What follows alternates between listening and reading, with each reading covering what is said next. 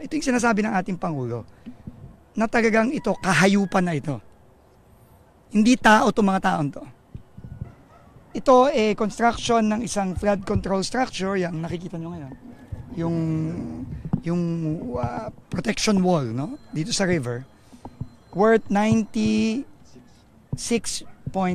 million from the 2024 GAA, no? This contract was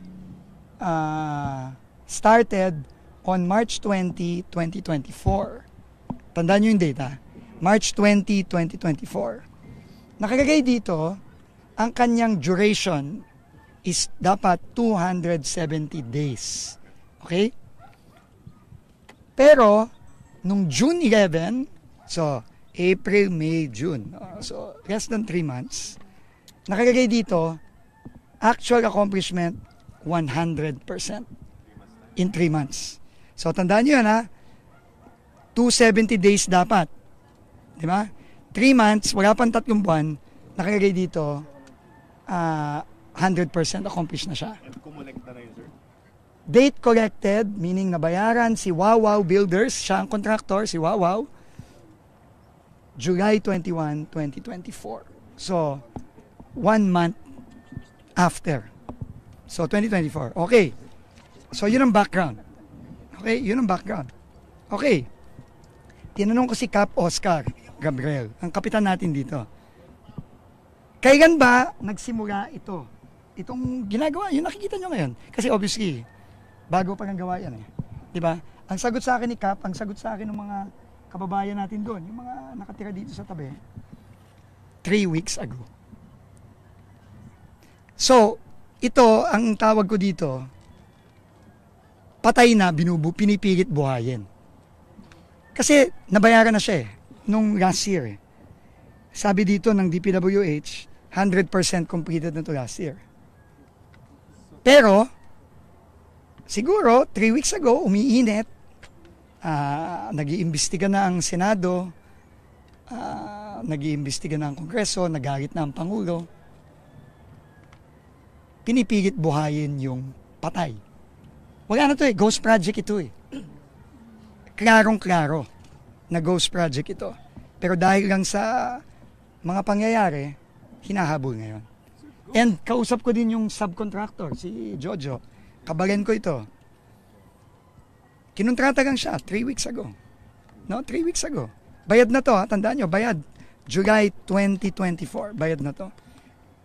Naka-record sa DPWH, completed. Ito na ang pinakamagaling at pinakamabilis na contractor na nakita ko. Na 270 days, ang schedule, natapos niya in less than 3 months. Ito na ang pinakamagaling na contractor talaga. No? Pero, ito talaga ang example nung sinasabi ng ating Pangulo. No? Ito yung sinasabi ng ating Pangulo na talagang ito, kahayupan na ito. Hindi tao itong mga taon to. Nakita niyo naman yung hirap ng mga kababayan natin dito. Gano'ng kadalas kang binabaha dito, Kap? Actually, never naman binaha. Last na pagbaha po is 1997. Oh, pero ngayon? Ngayon po, hindi naman. Hindi naman. Hindi naman. Hindi ka naman binabaha? Hindi naman po. Hindi ka ba nagulat na may ginagawang flood control dito? Actually, hindi naman po kasi medyo, ito po kasing area ng Casa Vista is medyo mababa kaya may possible din talaga bahain. Oh. Pero ito talaga, wala to last year. Yes po, bali yung mga dulo lang po at saka yung simula. Pero yung pinaka-gap, wala po. So, this is almost a 100 million project. Okay, 100 million. Ito talaga, ninakaw yung 100 million na yan. Ninakaw yun.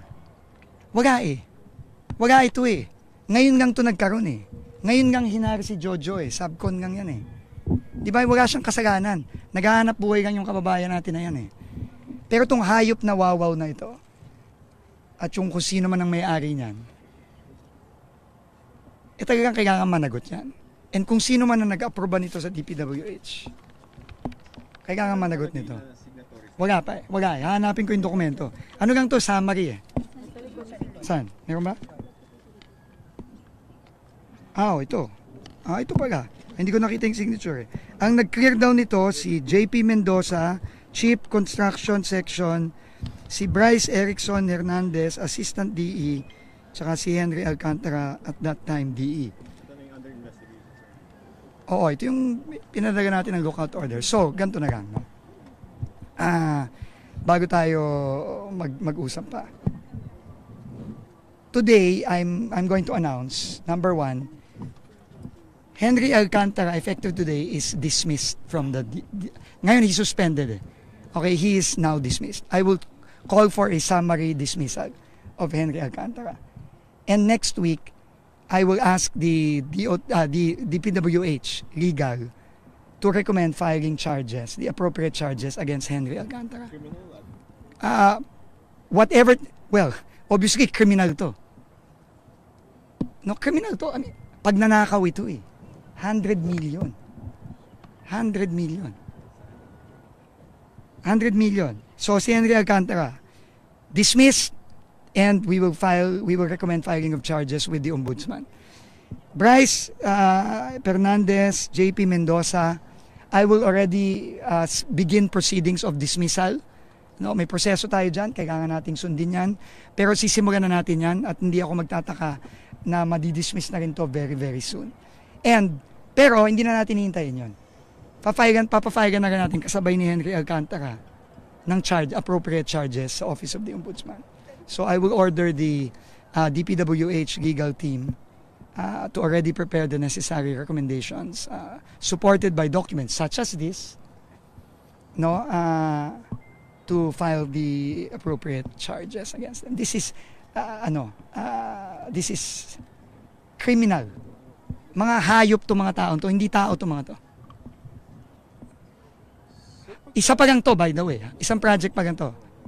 Finally, no, I will also order the perpetual lifetime blacklisting of Wawaw builders from DPWH and all their possible affiliates. No, kung alam naman natin, minsan may mga kung sino man ang may-ari ng Wawaw, meron din siyang mga ibang lahat 'yon. Hindi lang kung mahanap namin yung mga kumpanya na sila din ang may-ari, kung sino may-ari ng Wawaw, pati 'yon papaban natin. Papaban ko na rin, i-announce ko na rin, papaban din natin kasabay ng Wawaw yung SYMS, yung SIMS na gumawa ng proyekto na nakita ng ating Pangulo nung nakaraang mga linggo na ghost project din. Sinabi natin, no, pag ghost project, kailangan automatic perpetual ban, lifetime. And then second, we will also recommend the filing of charges with the Department of Justice against Wawaw builders and against SIMS. And all the people involved here, both those who are clearly dummies and the real owners or the beneficial owners, depending on the investigation of the DOJ. No, and later on, maybe the independent commission to be formed by the president. But let me just end with this. No, the president has repeatedly said, and this was his clear marching orders to me, that we must not allow this to happen anymore and to hold people who have done this to account. Hindi tayo papayag dito. Kawawa sila Cap Oscar, kawawa yung mga tao dito. Hindi nga alam ni Cap Oscar na may project pala dito eh. Nagulat ka na lang, nabigyan na lang may gumagawa dito, di ba, Cap? Actually, nag-courtesy call naman po sila. Kailan? 3 weeks ago. 3 weeks ago. Oh, 3 weeks ago nga. Pero hindi mo alam na last year pa to. Yes po, hindi po. Oh, ginagawa siya. I mean, parts of it.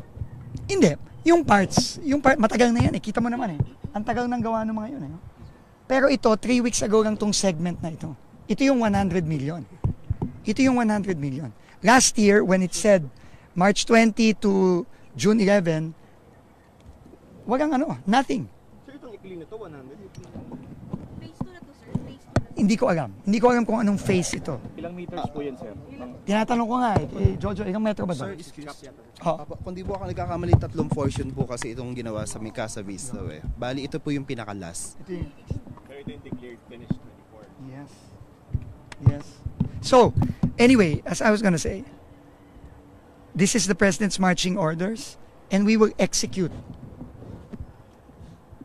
Hahanapin namin lahat itong mga multong to. Hahanapin natin lahat to. And lahat to, pag nakita na natin, and nagpapasalamat ako sa mga iba nating mga kawani sa DPWH kasi sila ang nagbibigay ng impormasyon na to. Nagpapasalamat ako sa kanilang lahat. No, binigay nila sa atin to at meron pa silang binibigay na iba. At hindi tayo titigil. Hanapin natin lahat to. At kung anong ginawa natin dito sa mga DE, assistant DE, engineer dito sa DPWH na kakonsyaba dito at doon sa mga kontraktor, ganun din ang gagawin natin sa iba. So simula pa lang ito. No? And hindi tayo titigil. No? Alam nyo, naalala ko, 2 years ago, si Senator Joel Villanueva, who hails from Bulacan, already talked about this in the Senate. No, he already called it out as early as I think 2023. No, and I would like to personally thank Senator Joel. No, because as early as 2023, he was already calling this out. No, I know he's being accused of a lot of things, but the fact is, in 2023, when this was not yet a thing or hat, Senator Joel was already calling this out. No, and in fact, I spoke to him and I said I was coming here. And he told me, marami pa dyan. And I think that is absolutely true because that's what we're getting also from DPWH. Bulacan pa lang to. Bulacan pa lang to. So, ano talaga? Nakakarindi tong ganito. No? I can just imagine how angry the president is. No? Kasi hindi tao yung gumawa nito, hayop. Mga hayop ang gumawa nito, hindi sila tao. Para gawin nila to sa mga kababayan natin. Sir, And believe me, itong mga hayop na to, makukulong yan. Sir, yung sa Wawaw, di ba Arevalo po yun? Talaga bang dami lang yun? Well, lahat tayo nanood ng Senate hearing. Anong tingin nyo? So, inaalam pa po yun talaga? Siyempre, kailangan agamin natin yon. Kasama yan sa investigasyon ng ombudsman o ng DOJ at pagka nabuo na po yung independent commission na binubuo ng ating Pangulo, sila din ang mag-imbestigahan. Pero siguro naman, kitang-kita naman natin nung Senate Blue Ribbon. Hindi yung makasagot eh. Kitang-kita mo naman eh. So, kung ako kay Mr. Arevalo, ang advice ko sa kanya, I should just turn myself in right now. Kaysa naman siya pa ang makulong dahil dito eh. Mukhang hindi naman talaga siya. Sir, are we seeing na marami sa Bulacan ang ghost project? Yeah, Si Pangulo, Definitely. Madami. At kung kaya araw-arawin namin to.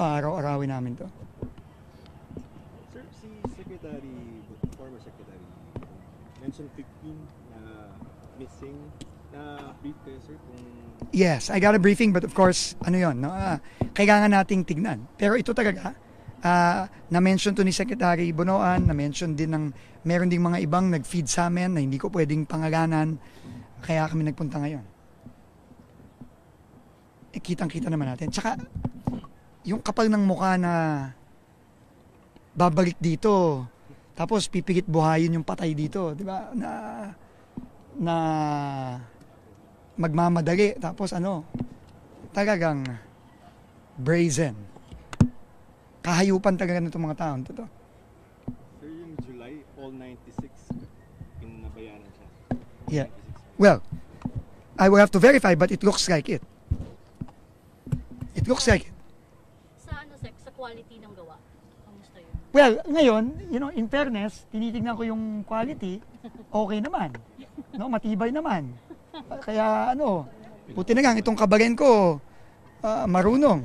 Pero obvious naman. Obvious naman 'to. 'Di ba? Obvious naman 'to. Pero alam mo ang dami nito. All over. Kaya tingin ko tama talaga yung desisyon ng ating Pangulo kahapon na utusan ako, direktahan ako na rebisahin tong budget ng DPWH para sa 2026. At tama din yung direktiba niya sa akin na ihinto muna ang mga bidding na hindi pa tapos at yung mga natapos na at na-award na, talagang kailangan natin bantayan ng maigi. Kasi sa tagal ko sa gobyerno, hindi ako nakakita ng ganito. Ibang klase to, ibang level.